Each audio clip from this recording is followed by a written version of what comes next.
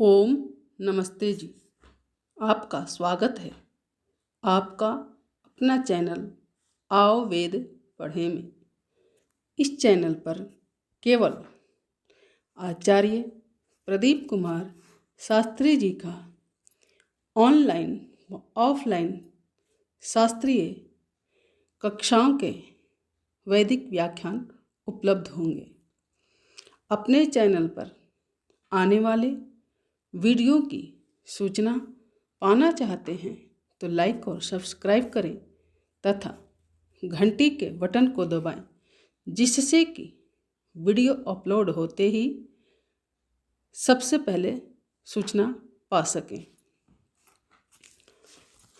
वेद पढ़ें पढ़ाएं, सुने सुनाएं, वेद का संदेश घर घर पहुँचाएं। ऋषि ऋण को चुकाएं, अपना कर्तव्य निभाएं, जीवन सफल बनाएं।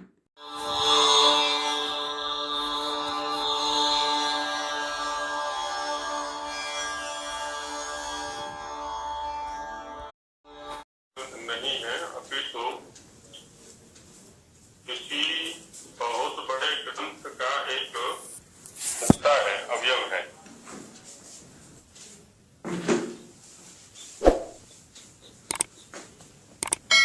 स्वामी जी महाराज ने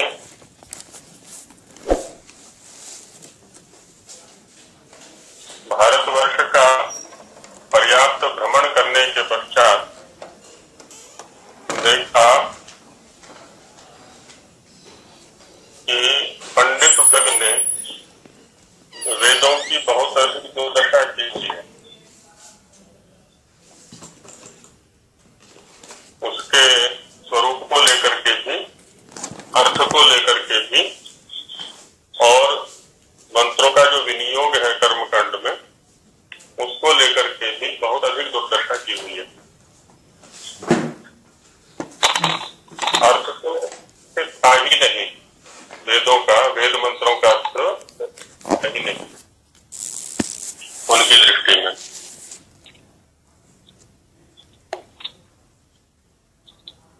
एक बहुत बड़े नास्तिक हुए हैं कौत्सव,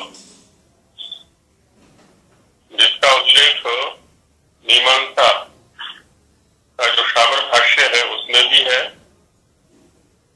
और जो यास्क मुनिकृत निरुक्त भाष्य है निघंटु का, उसमें भी है। कौत्स के पक्ष को उठाते हुए दोनों ही आचार्य कहते हैं कि अनर्थका ही मंत्रा, वेद के जो मंत्र है वो अनर्थक है, अर्थहीन है, इनका कोई अर्थ नहीं है। बस इनका उच्चारण करें और देवता विशेष का नाम लेकर के आहुति प्रदान कर दें। अलग अलग देवता को अलग अलग प्रकार की आहुति पसंद है, तो उस आहुति को दे दो, बस इतना ही प्रयोजन है मंत्रों। दोनों ही आचार्यों ने कौत्स की बातों का खंडन किया और वेद मंत्रों को सार्थक सिद्ध करने का भरसक प्रयास किया। जो एक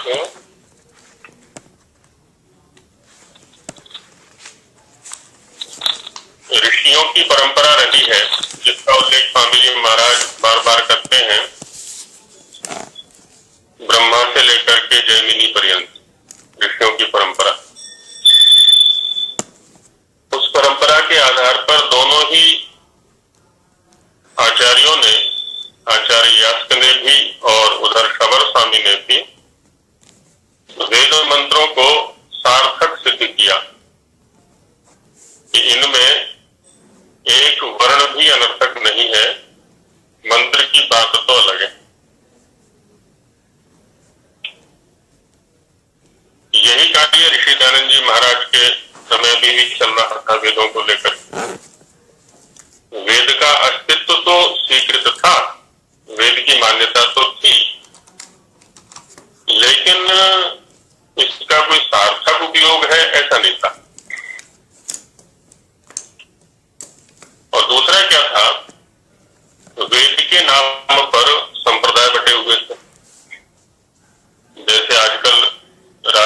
जगत की सक्रियता के कारण से इस समाज को विभिन्न प्रकार की जातियों में बांट दिया गया। उस समय वेद को लेकर के ही अनेक वर्ग बने हुए थे और वो आपस में झगड़ा करते थे। जैसे देवताओं को लेकर झगड़े होते हैं ना, शिव वाले कहते हैं कि शिव बड़े हैं, ब्रह्मा वाले कहते हैं कि ब्रह्मा बड़े हैं, सरस्वती वाले कहते हैं सरस्वती बड़ी है, और सबके हैं झगड़े क्या। वैसे वेदों को लेकर के भी झगड़े थे। तो स्वामी जी महाराज ने एक तो क्या देखा कि वेद की अर्थवत्ता लगभग समाप्त हो चुकी है, जनता की दृष्टि में भी, पंडितों की दृष्टि में भी। वेद मंत्रों का जो विनियोग कर्मकांड में किया जा रहा है वो भी बिना किसी आधार के है, और वेद के नाम पर झगड़े चल रहे हैं।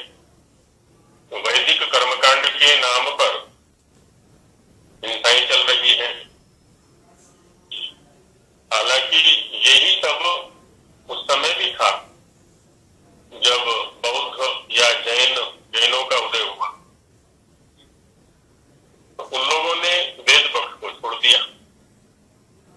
स्वामी जी महाराज को जो दृष्टि गुरुवर विरजानंद जी के सानिध्य में प्राप्त हुई, तो ये जो दुर्दशा वेदों की देखी उस समय, और ऋषि परंपरा जो जैमिनी की है, जिसकी घोषणा स्वामी जी महाराज करते हैं ब्रह्मा से लेकर जैमिनी पर्यंत, उनके ग्रंथों का आस्वादन किया। उन ग्रंथों में वेद की महत्ता को देखा। दोनों में परस्पर काफी विरोध। तो स्वामी जी महाराज ने ऋषियों के पक्ष का आश्रय लेकर, क्योंकि सारी जो भारतीय संस्कृति है, भारतीय जो वैदिक परंपरा है, वो सारी ऋषियों के आधार पर ही है। तो वेदों को भी ऋषियों के अनुसार ही स्थापित किया जाए। तो ये हमारा आर्ष साहित्य उपलब्ध है, ब्राह्मण ग्रंथ हैं, आरण्यक हैं, उपनिषद हैं, दर्शन शास्त्र हैं, वेदांग ग्रंथ हैं, और भी बहुत सारा साहित्य ऋषियों का उपलब्ध है। इसके आधार पर वेदों की स्थापना की जाए, जिससे कि वेद अर्थवान भी सिद्ध हो सके।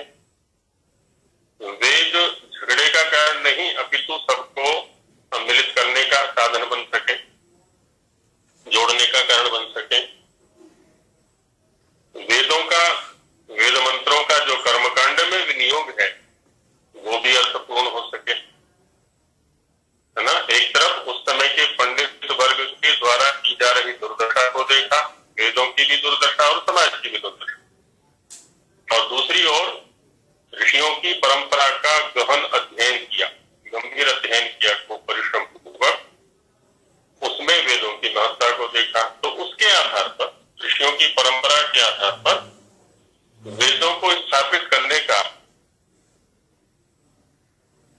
जो मन ऋषिवर देव दयानंद जी महाराज ने बनाया, उसके लिए वेदों का भाष्य ऋषियों के अनुसार, ऋषियों की परंपरा के अनुसार करना अत्यंत अनिवार्य था। क्योंकि उस समय जो भाष्य उपलब्ध थे, सायण का है, महिधर का है, उबट का है, कुछ अन्य अंग्रेजों ने भी भाष्य किए, वो सब ऐसे थे जो वेद मंत्रों का या वेदों का विभत्स सा स्वरूप हमारे सामने रखते हैं, और बड़ी ही मूर्खतापूर्ण कृति, कोई बुद्धिमत्ता इसमें नहीं है, इस प्रकार की दृष्टि बनाते हैं पाठक की। एक तरफ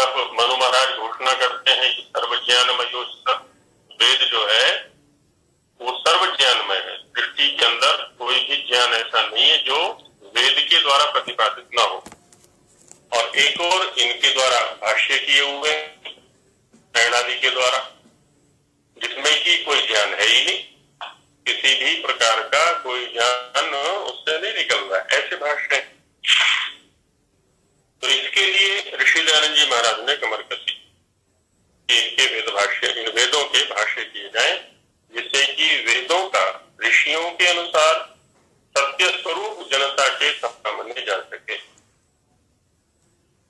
ये सर्व ज्ञानमय है, सारे ज्ञानों का आधार वेद है, ये स्थापित हो सके। लेकिन किसी भी ग्रंथ, किसी भी विषय पर कुछ लिखने से पहले,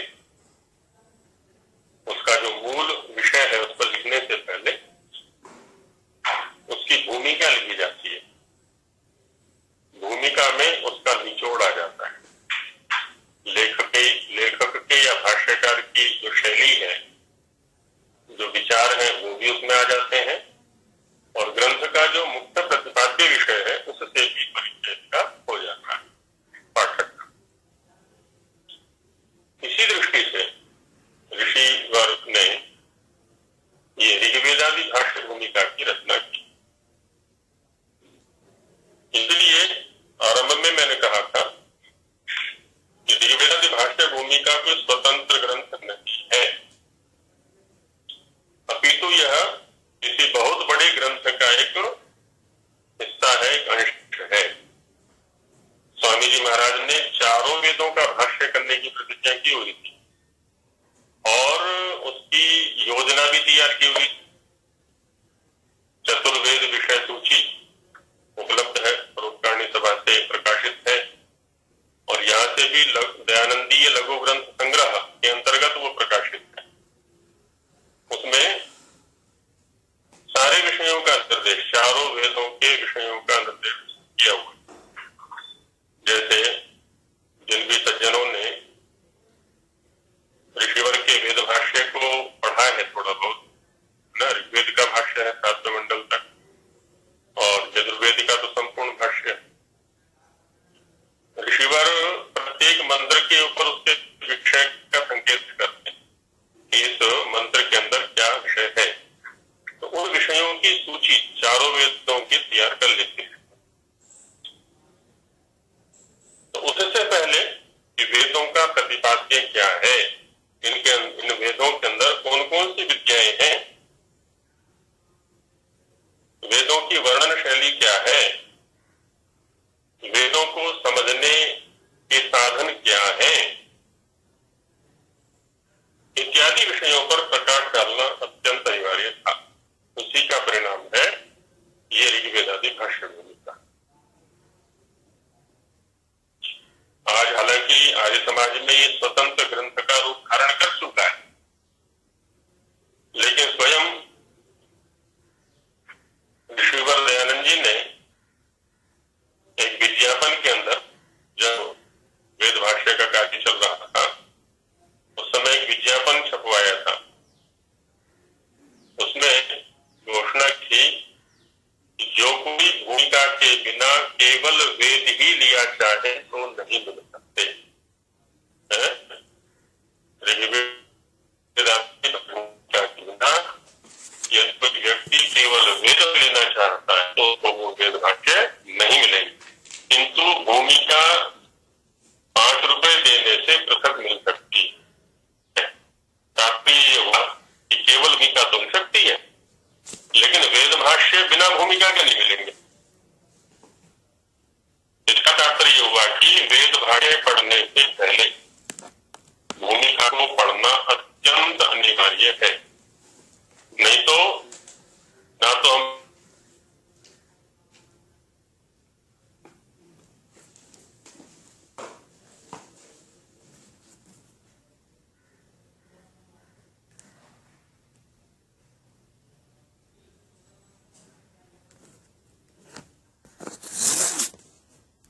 वो हो गए ऋग्वेदादि भाष्य, और ऋग्वेदादि भाष्याणाम भूमिका ऋग्वेदादि भाष्य भूमिका है ना। ऋग्वेदादि चारों वेदों के भाष्यों की भूमिका अब ये शब्द ही इस ग्रंथ को भाष्यों से जोड़ रहा है, वेद के भाष्यों से जोड़ रहा है ना। ये स्वतंत्रता नहीं है इसकी। और ऋषिवर के ग्रंथों में सबसे महत्वपूर्ण ग्रंथ ऋग्वेदादि भाष्य भूमिका है, क्योंकि ये ग्रंथ हमें सीधा वेदों से जोड़ता है। और जब तक हम वेदों को नहीं समझेंगे, इसका मतलब ये नहीं कि अन्य ग्रंथ कम महत्वपूर्ण है। ऋषिवर के सत्यार्थ प्रकाश बेजोड़ ग्रंथ है, अपने आप में बहुत क्रांतिकारी परिवर्तन किए हैं उसके अध्ययन ने। लोगों के संस्कार विधि इसी प्रकार से मानव निर्माण की अपूर्व योजना है, अद्भुत योजना है ना।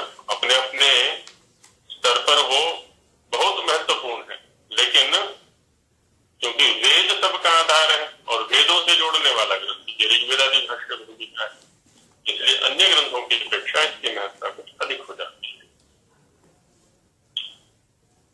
और ऋषिवर के समय में ही इस ग्रंथ को कई बार संशोधित किया गया, कई बार इसके संस्करण तैयार हुए।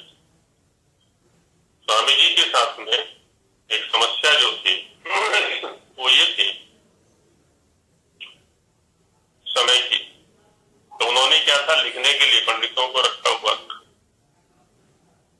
जो संस्कृत भाग है वो तो स्वयं बोल के लिखाया करते थे, और हिंदी करने के लिए पंडितों को दे दिया करते थे कि इसकी भाषा में भी अनुवाद कर देना। पंडित जैसा कि प्रसिद्ध है ना, उस स्तर के नहीं थे जो ऋषि का स्तर था। कुछ सिद्धांत विरुद्ध भी थे, तो उन्होंने अपनी ओर से भी कुछ मिलाया। कुछ संस्कृत भाग ऐसा है जिसका हिंदी में अनुवाद नहीं आया, कुछ हिंदी अनुवाद ऐसा है जो संस्कृत भाग से अधिक है। तो कई प्रकार की विषमताएं हमें दिखाई पड़ती हैं, और ये विषमताएं तभी पकड़ में आएंगी जब हम संस्कृत को पढ़ करके फिर हिंदी को पढ़ते हैं। यदि केवल हिंदी को पढ़ते चले जाएंगे तो ये विषमताएं पकड़ में नहीं आती हमारे।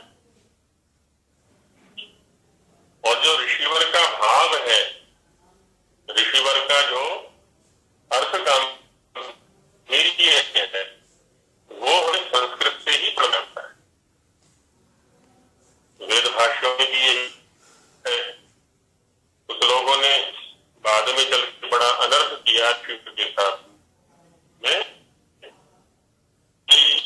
भाष्यों का जो हिंदी भाग है उसी को स्वतंत्र रूप से छाप दिया, उस भाग को छोड़ दिया और केवल हिंदी भाग को छाप दिया। एक तो यही रहा कि संस्कृत को समझ में आती, जब संस्कृत समझ में नहीं आती है तो इसको छापा क्यों जाए, उसके पैसे क्यों दें हम, फालतू में भाग क्यों बढ़ाया जाए। तो केवल हिंदी को अलग से छाप दी। अब ये देखो ऋषि के सिद्धांतों के साथ कितना अनर्थ हो गया, ऋषि की भावनाओं के साथ कितना अनर्थ हो गया। ऋषि को तो छोड़ ही बैठे, ऋषि तो संस्कृत में बसते हैं, हिंदी तो पंडित की हुई है। हिंदी की योजना भी तभी लग सकती है ठीक से जबकि हमें संस्कृत की योजना करनी आती है। यदि हमें ऋषियों के तो ऋषि दयानंद जी महाराज की भाव को बदलना, ऐसा लगभग प्रत्येक ग्रंथ के साथ में है। तो हुआ क्या, कई संशोधन हुए। तो ऋषिवर संस्कृत में तो संशोधन करते कराते रहे, लेकिन हिंदी वैसी की वैसी ही चलती रही जो पंडितों की थी प्रथम संस्करण के अवसर पर। इसलिए क्या है, संस्कृत भाग में कुछ भाग बढ़े कुछ घटे, लेकिन हिंदी की वजह इसलिए विषमताएं वहां पर है। तो ऋषि दयानंद पर पूरा जीवन लगा देने वाले पंडित निरंतर जो घोषणा किया करते थे कि मैंने ऋषिवर के प्रत्येक ग्रंथ को लगभग 20-20 बार पूर्ण मनोयोग से पढ़ा है, अनुसंधान की दृष्टि से। लेकिन ऋषि दयानंद को समझने के लिए मुझे अभी भी और 20 जन्म लेने पड़ेंगे, तब कहीं जाकर मैं ऋषि दयानंद की दृष्टि को समझ पाऊंगा। उन्होंने ऋषिवर के लगभग प्रत्येक ग्रंथ पर पूरा कार्य किया, सत्यार्थ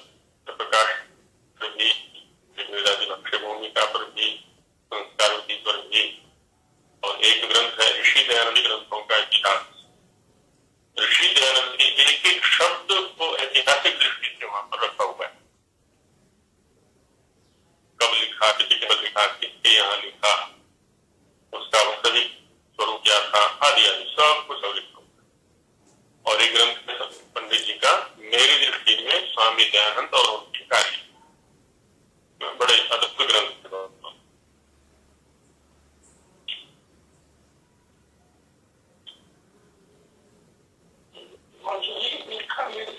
हाँ, मेरी दृष्टि में पंडित जी दृष्टि जी मानसिकता ही वो है।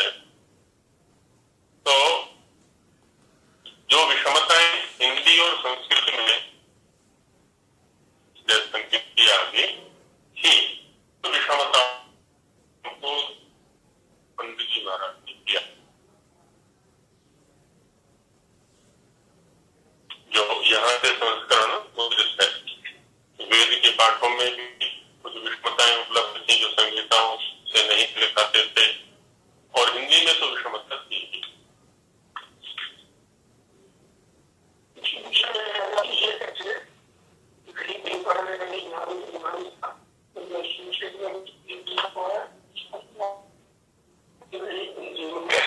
हाँ, तो वही तो मैं कहता हूँ ना, संस्कृत भाग में तो संस्करण होते रहे, संस्कार होता रहा, परिवर्तन होते रहे।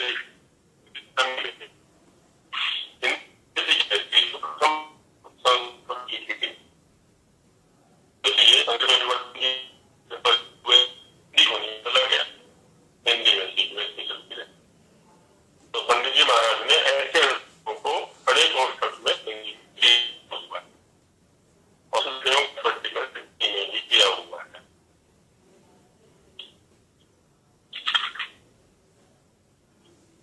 तो इसलिए क्योंकि इस भाष्य भूमिका के पक्ष में आज सौभाग्य से बैठ रहे हैं, उनका प्रयास ये रहना है कम से कम श्री दयानंद जी महाराज के द्वारा कृत जो भाष्य हैं हम उनको भी अवश्य पढ़ेंगे।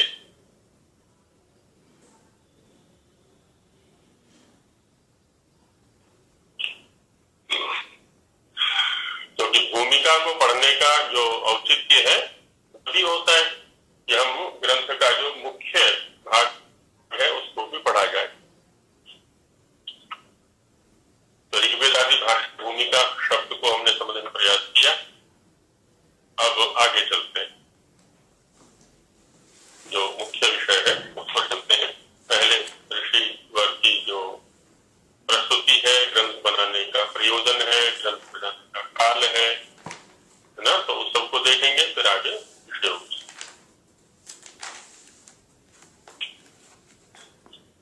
पहले मंत्र जो कि हमने इसका पाठ किया था आरंभ में, वही दिया हुआ है, इसको एक बार फिर से पढ़ लेते हैं। सहनावतु सहनौ भुनक्तु सह वीर्यं करवावहै तेजस्विनावधीतमस्तु मा विद्विषावहै। ओम शांति शांति शांति।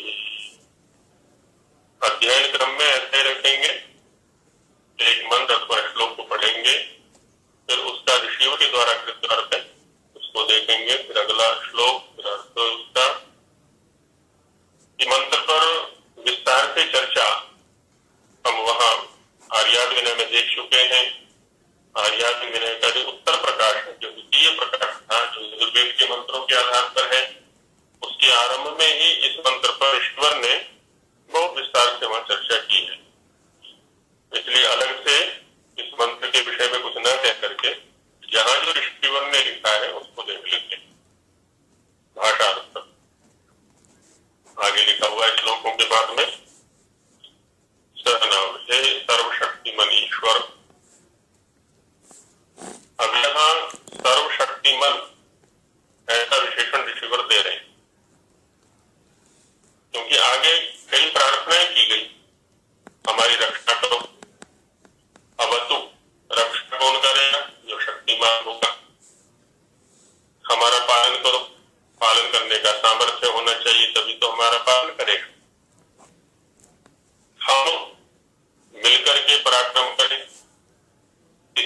पराक्रमी से ही ये प्रार्थना की जा सकती है।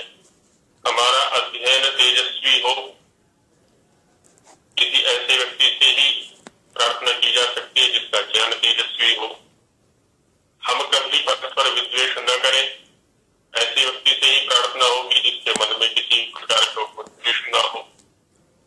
तो इसीलिए और इन सब सामर्थ्यों के लिए बहुत अधिक शक्ति चाहिए।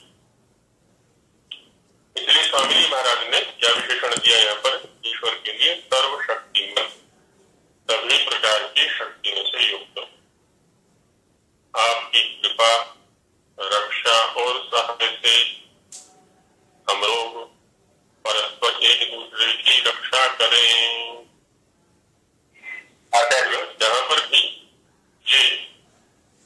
ये कई जगह तो सर्वशक्तिमान होता है, यहाँ पे सर्वशक्तिमान है। हाँ जी, ये वैसे विषय हमारे सायंकालीन कक्षा का है, पर फिर भी यहाँ बता देता हूँ, ये संबोधन का रूप है। जितने भी नकारात्मक पुल्लिंग शब्द मिलेंगे, जैसे राजन शब्द है तो प्रथमा एक वचन में उसका बनता है राजा, और संबोधन बनेगा हे राजन। तो वैसे ही जब हम शक्तिमान शब्द के रूप चलाएंगे, है ना, जैसे धनवान के चलाते हैं धनवान, धनवंतो, धनवंता, और संबोधन बनेगा धनवन हे धनवाने। ऐसे ही शक्तिमान, शक्तिमंतो, शक्तिमंता, संबोधन में बनेगा शक्तिमन। तो ये संबोधन का रूप है। जब सामान्य कथन करना होगा तो शक्तिमान, ईश्वर सर्वशक्तिमान है। अब यह संबोधन में नहीं है, हे सर्वशक्तिमत ईश्वर। जब संबोधन किसी को करना होगा तब मन आ जाएगा, दीर्घ नहीं होता है।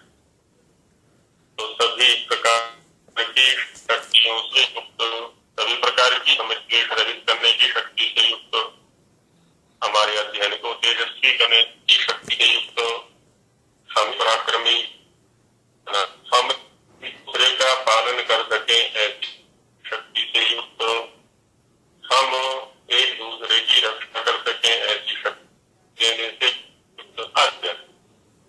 तो वहां पर भी स्वामी जी क्या भाव दे रहे कि आप कृपा, रक्षा और सहाय से, आपके सानिध्य में रहते हुए हम कैसे बने पढ़ने पढ़ाने वाले, हम लोग परस्पर एक दूसरे की रक्षा करें। केवल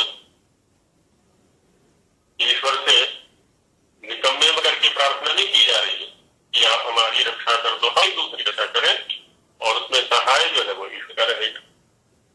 और हम सब लोग परम प्रीति से मिलके सबसे उत्तम ईश्वरीय अर्थात चक्रवर्ती राज्य आदि सामग्री से आनंद को आपके अनुग्रह से सदा भोगे। परम प्रीति से शब्द यहाँ पर दिया। प्रायः जब धन आ जाता है ना तो अहंकार के साथ स्वतः चला आता है, और जब अहंकार आता है तो द्वेष भावनाएं, विवाद आदि की। यहाँ पर स्वामी जी महाराज क्या कह रहे हैं? परम प्रीति से। वो प्रीति तभी होगी जब हम ईश्वर के सानिध्य में रहेंगे। तो परम प्रीति से मिलके सबसे उत्तम ऐश्वर्य, संसार का जो सर्वोत्तम ऐश्वर्य है वो क्या है? चक्रवर्ती राज्य आदि सामग्री। दूसरे के राज्य में रहेंगे हम तो कभी भी सुखी रहते, सुखी रहेंगे, ऐसा हमारे पूर्वजों ने कर लिया। ऐसे जैसे ज्ञान से दूर हो गए, ऋषि परंपरा से दूर हो गए, आर्ष परंपरा से दूर हो गए, तो लोग नाम हमारे ऊपर अज्ञानी लोग, और हम उनकी मंदिर चले गए, जैसे गाड़ी वही चल रहा है, जैसा वो कहता है वैसे हम मान लेते हैं, और उनके अधीन मानसिक स्तर तक अधीन हो गए। शरीर की तो बात अलग है, चक्रवर्ती राज्य सामग्री, क्योंकि तब तक सुखी संसार में नहीं हो सकती तब तक राज्य हमारा नहीं हो। से आनंद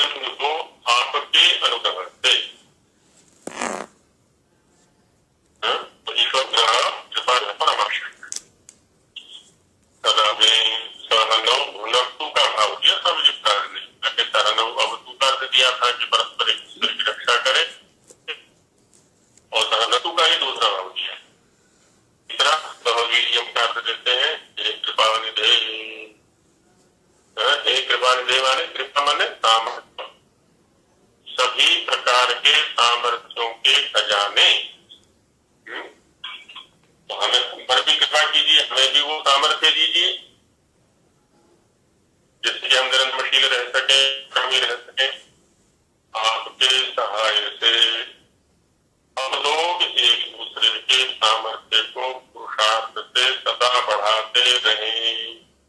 सह वीर्यम करवावहै का भाव दे रहे स्वामी जी यहाँ पर कि आपके सहाय से हम लोग एक दूसरे के सामर्थ्य को पुरुषार्थ से सदा बढ़ाते हैं। पुरुषार्थ शब्द का ही हमें तात्पर्य लेना चाहिए। पुरुषार्थ चतुष्ट है, धर्म अर्थ काम मोक्ष से यहाँ पर करण है, तृतीया है। तो धर्म अर्थ काम मोक्ष को सामने रखते हुए एक दूसरे के सामर्थ्य को बढ़ाते रहे।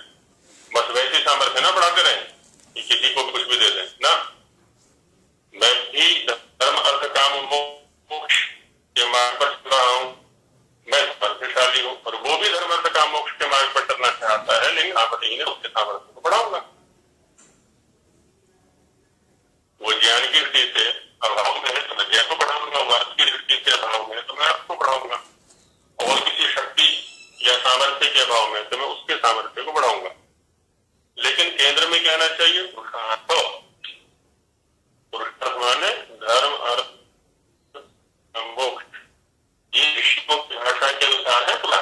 तो पुरुषार्थ शब्द का प्रयोग ऋषि लोग इसी में कर रहे हैं, धर्म अर्थ मोक्ष के।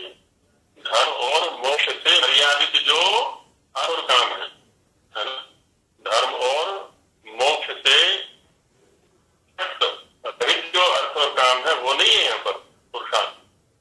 अभी हम पुरुषार्थ शब्द का प्रयोग अर्थ काम में ही करते हैं प्राय करके। अर्थ और काम के लिए किया जाने वाला तो परिश्रम है, उसी को प्राय हम पुरुषार्थ कैसे करते हैं। लेकिन इसी लोग कह रहे धर्म और मोक्ष के द्वारा जो मर्यादित है,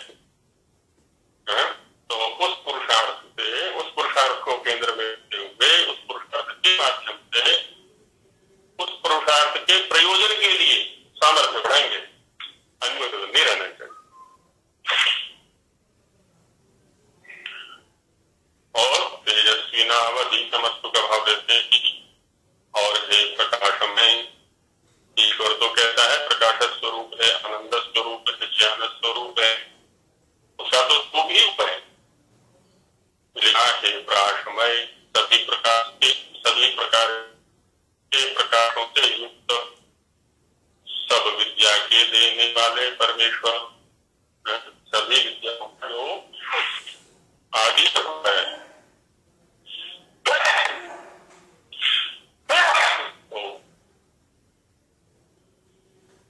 वो तो परमेश्वर जैसी उन्नति है। पूर्वेशामति गुरु काले दानवच्छेदा, पूर्ववर्ती गुरुओं का भी गुरु है वो। जहां तक भी हमारी गुरु परंपरा जाती है, ऋषि परंपरा जाती है, उससे ही पहले विद्यमान, सदा ही विद्यमान है। तो सब विद्या के देने वाले परमेश्वर आपके सामर्थ्य से ही हम लोगों का पढ़ा और पढ़ाया संसार में प्रकाश को प्राप्त हो। आप वाला सामर्थ्य चाहिए हमें भी, क्योंकि आपका सामर्थ्य है तभी तो आपका जो ज्ञान है वो सर्वत्र प्रकाशित हो रहा है, सृष्टि के कण में दिखाई पड़ रहा है व्यावहारिक स्वरूप का ज्ञान का। तो वह जो ज्ञान हमारे पास है, जो हमारा पढ़ा हुआ है और पढ़ा हुआ है, वो हमारे व्यवहार में आ जाए। ज्ञान के प्रकाश का तात्पर्य क्या है? व्यवहार में आना। जब व्यवहार में आएगा तो अपने आप दिखेगा। एक तो ज्ञान होता है जो बुद्धि का विषय होता है, तो बुद्धि में हम संग्रह करते जा रहे हैं, इसका भी अर्थ जाना, उसका भी अर्थ जाना, ये भी पढ़ना, वो भी पढ़ना, आदि पढ़ते पढ़ते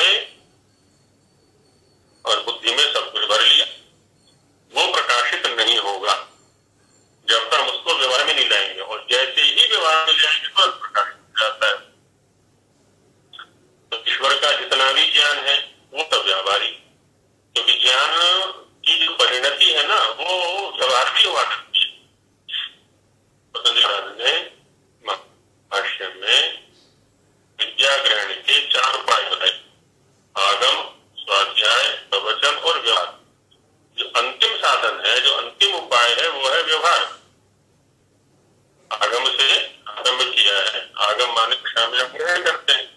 स्वाध्याय अपने स्तर पर चिंतन हो गया, प्रवचन दूसरों के स्तर पर विचार विमर्श हो गया, और फिर अंततः उसकी व्यवहार में परिणति होगी। और जैसे ही वो व्यवहार में आएगा तुरंत प्रकाशित हो जाएगा, तुरंत दूसरों की दृष्टि का विषय वो बन जाएगा। तो तात्पर्य उसी में है। इसलिए स्वामी जी महाराज कह रहे हैं कि वो सामर्थ्य हमें चाहिए जिससे कि हमारा पढ़ा और पढ़ाया हुआ प्रकाशित हो जाए, प्रसिद्ध हो जाए, व्यवहार में आए,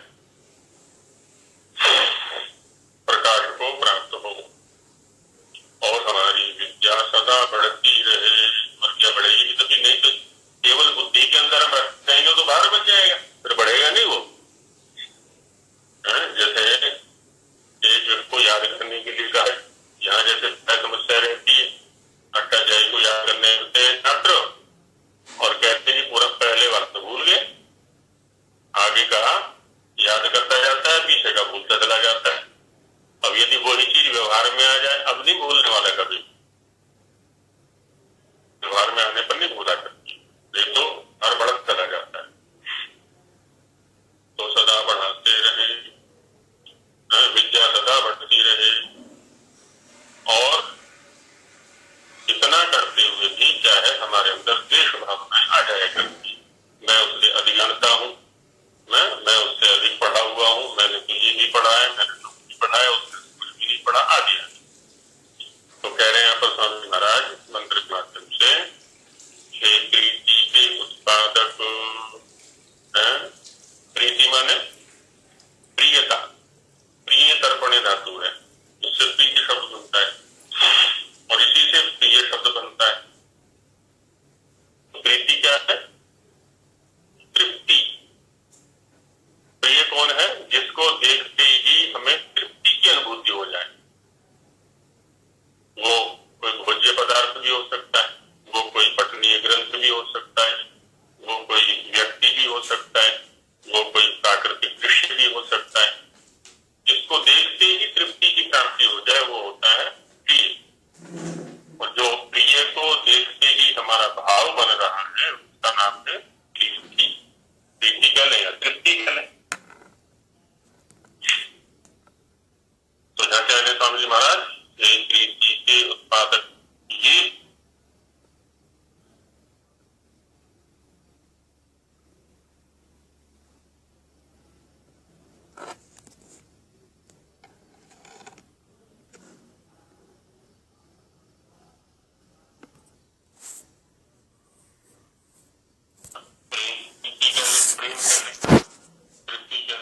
उत्पन्न करने वाले आप ऐसी कृपा कीजिए कि जिससे हम लोग परस्पर विरोध कभी न करें। हमारे अंदर क्या है? प्रीति को उत्पन्न कर दीजिए, बस द्वेष समाप्त। परिवार हमें प्रेम होता है तो उसकी जो छोटी मोटी गलतियां होती हैं कर लेते हैं और कह देते हैं ये तो अच्छा है, या ये तो अपना है। जिसके प्रति अपनत्व तो होता है ना, उसको हम हर प्रकार से चाहते थे। ये एक अलग बात है कि हम उस बचाव में उसका अहित भी छिपा होता है सामने वाले का। तो ज्ञानपूर्वक यहाँ प्रवृत्ति होनी है हमारी। तो वैसे ही वो प्रीति का भाव हमारे अंदर जागृत हो जाना चाहिए, तृप्ति का भाव हमारे अंदर जागृत हो जाना चाहिए कि सामने वाले को देखते ही हमारे अंदर तृप्ति आ जाए, अब द्वेष नहीं रहेगा। लोक में कहावत है ना, दूध देने वाली गाय की तो लात भी खा ली जाती है। अब लात ही लात में तो कभी द्वेष हो जाता है, उसको भगा देते हैं घर से। और यदि वो दूध दे रही है, अब उसके प्रति की है, लात दिखाई नहीं पड़ती हमें, अब वो दूध दिखाई पड़ता है। तो दृष्टि भेद होते ही एकदम भाव भेद हो जाया करता है। वैसे ही जिस समय हम गुणग्राहक बन जाएंगे, गुणग्राही बन जाएंगे, गुणों में प्रीति हो जाएगी, अब क्या होगा? हमारा स्वरूप बनेगा, वो प्रीति वाला बनेगा।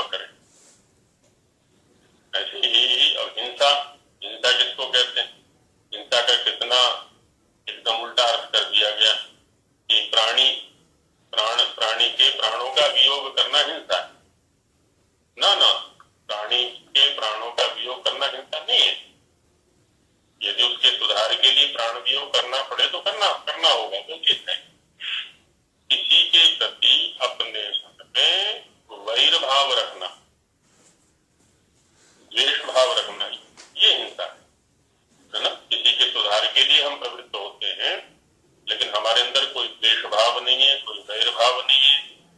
ये प्रीति, ये हिंसा नहीं है, ये अहिंसा है, क्योंकि हम उसके सुधार के लिए प्रवृत्त हो रहे हैं। योग दर्शन में भी हम पढ़ेंगे ना, अहिंसा का यही भाव वहां पर दिया हुआ है। अहिंसा अभी जो यम नियमों में जो आया हुआ है उसका भाव को दे दिया है। वैर त्याग है ना, सभी प्राणियों के प्रति वैर त्याग होना। इसीलिए दूसरे वाक्य में इसके विपरीत शब्द का प्रयोग किया स्वामी जी महाराज ने, किंतु एक दूसरे के मित्र होके सदा वर्ते। और मित्र शब्द में क्या है ना, ये मिदा स्नेह, मिद धातु स्नेह अर्थ में आता है और मिद से ही मित्र बना हुआ है। जब हम सभी के प्रति अपने हृदय को आर्द्र रखेंगे, गीला रखेंगे, शुष्क नहीं रखेंगे, तो हम मित्र होते हैं। जैसा एक मित्र का दूसरे मित्र के साथ में व्यवहार हुआ करता है। मित्रता में बदले की भावना नहीं होती है, मित्रता में लेने की भावना नहीं होती है, मित्रता में समर्पण की भावना होती है। हम क्या समर्पित कर सकते हैं, अगले को कैसे सामर्थ्यशाली बना सकते हैं,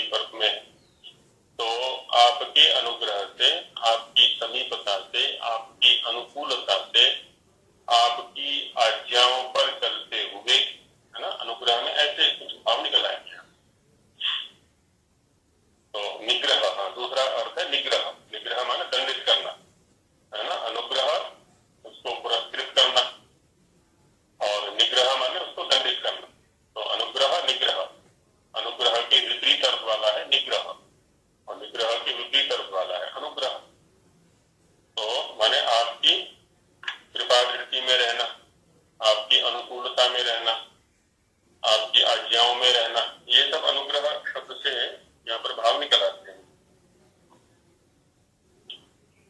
और वो तभी संभव होगा, इसके अनुग्रह की प्राप्ति, ईश्वर के अनुग्रह की प्राप्ति तभी संभव होगी जब हम नियमित रूप से ऋषियों के सानिध्य में रहेंगे। क्योंकि ऋषियों के सानिध्य के अतिरिक्त और कोई साधन नहीं है जो हमें ईश्वर के अनुग्रह में ले जा सके। तो आज इस प्रथम जो मंत्र है उस पर ऋषिवर के अनुसार चिंतन किया और इसको अपने चिंतन का भी विषय बनाए। जो पाठ से लेना उसको खाली औपचारिकता में ना रखें कि चलो 1 घंटा वहां अच्छा कट जाएगा हमारा। जो भी बिंदु विचारणी आते हैं अपनी एक कॉपी रखें, संचिका रखें, डायरी रखें, उसमें साथ के साथ उनको लिखते रहें जो भी विशेष चीजें आती हैं और फिर स्वयं उनका चिंतन करें। और कोई नई वस्तु सूझती है, किसी को कोई नया चिंतन सूझता है तो अग्रिम दिन की कक्षा में उसको रखा करें जिससे कि सबको लाभ हो सके। आज इतना ही रखते हैं। कल को ग्रंथ निर्माण का प्रयोजन और काल आदि पर जो स्वामी जी महाराज ने यहाँ पर किया हुआ है उस पर विचार करेंगे। ओम सहनावतु सहनौ भुनक्तु सह वीर्यं करवावहै